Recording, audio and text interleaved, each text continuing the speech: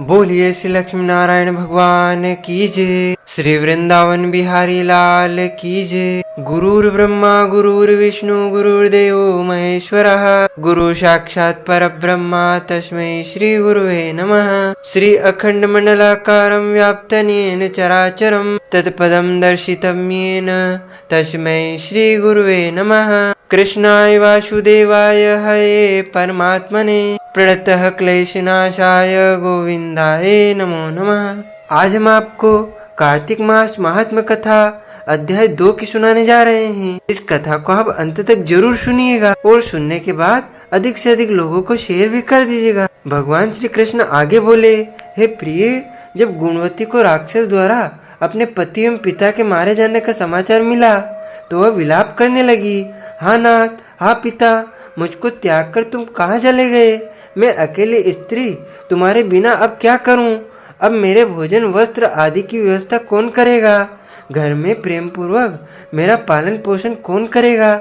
मैं कुछ भी नहीं कर सकती। मुझ विधवा की कौन रक्षा करेगा? मैं कहाँ जाऊं? मेरे पास तो अब कोई ठिकाना नहीं रहा। इस प्रकार विलाप करते हुए गुणवती चक्कर खाकर धरती पर गिर पड़ी और बेहोश हो गई। बहुत देर बाद जब उसे होश आया तो वह पहले की ही भांति करुणा विलाप करते हुए शोक सागर में डूब गई। कुछ समय के पश्चात जब वहां संभली तो उसे ध्यान आया कि पिता और पति की मृत्यु के बाद मुझे उनकी क्रिया करनी चाहिए जिससे उनकी गति हो सके। इसीलिए उसने घर का सारा सामान बेच दिया और उससे प्राप्त धन से उसने अपने पिता एवं पति का श्राद्ध आदि कर्म किया।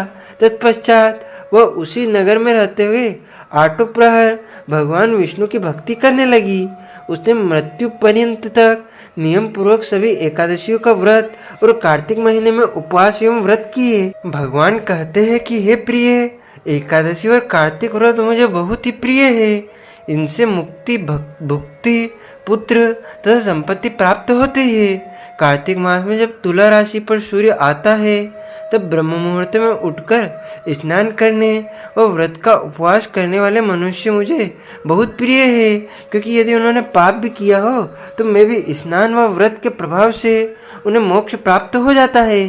कार्तिक में स्नान, जागरण, दीपदान तथा तुलसी जी के पौधे की रक्षा करने वाले मनुष्य साक्षात भगवान विष्णु के समान हैं। कार्तिक मास में मंदिर में झाड़ू लगाने वाले, स्वास्तिक बनाने वाले तथा भगवान विष्णु की पूजा करने वाले मनुष्य जन्म मरण के चक्कर से उनको छुटकारा पा जाते हैं। यह सुनकर गुणवती भी प्रतिवर्ष श्रद्धा पूर्वक कार्तिक का व्रत और भगवान विष्णु की पूजा करने लगी। हे प्रिय, एक बार उसे ज्वर हो गया, यानी कि बुखार बहुत तेज हो गया और वह बहुत कमजोर भी हो गई। फिर भी वह किसी प्रकार गंगा स्नान के लिए चली गई। गंगा तक तो वह पहुंच गई, परंतु शीत के कारण वह बुरी तरह से कांप रही थी। इस कारण वह शिथिल हो गई। तब मेरे यानी मैं भगवान विष्णु दूत उसे मेरे धाम में ले आए, यानी कि भगवान विष्णु के दूत मेरे दूत उसे अपने धाम में ले आए। तत्पश्चात ब्रह्मा आदि देवताओं की प्रार्थना पर जब मैंने कृष्ण का अवतार लिया तो मेरे गण भी मेरे साथ इस पृथ्वी पर आए। जो इस समय यादव है, तुम्हारे पिता पूर्व जन्म में देव शर्मा थे तो इस समय सतराजी थे। पूर्व जन्म में चंद्र शर्मा जो तुम्हारा पति था वह डाकू है, और हे देवी, तू ही वह गुणवती है। कार्तिक व्रत के प्रभाव के कारण ही तू मेरी अर्धांगिनी हुई। पूर्व जन्म में तुमने मेरे मंदिर के द्वार पर तुलसी का पौधा लगाया था। इस समय वह तेरे महलों के आंगन में कल्प वृक्ष के रूप में विद्यमान है।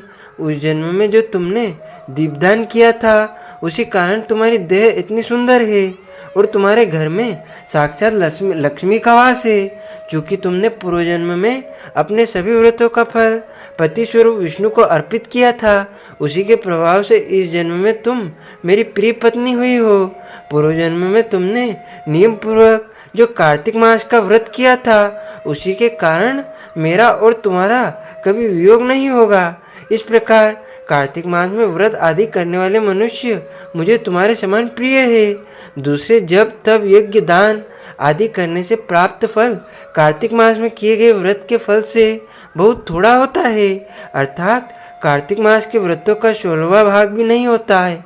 इस प्रकार सत्यभामा भगवान श्री कृष्ण के मुख से अपने पूर्व जन्म के पुण्य का प्रभाव सुनकर बहुत प्रसन्न हुई। बोलिए श्री लक्ष्मी नारायण भगवान की जय, श्री वृंदावन बिहारी लाल की जय, द्वारकाधीश की जय, कृष्ण कन्हैया लाल की जय। इस प्रकार यहाँ पर श्री कार्तिक मास महात्म कथा अध्याय 2 का यहाँ पर समापन होता है। आप सभी को सादर जय श्री कृष्ण, सादर धन्यवाद। जय श्री राम।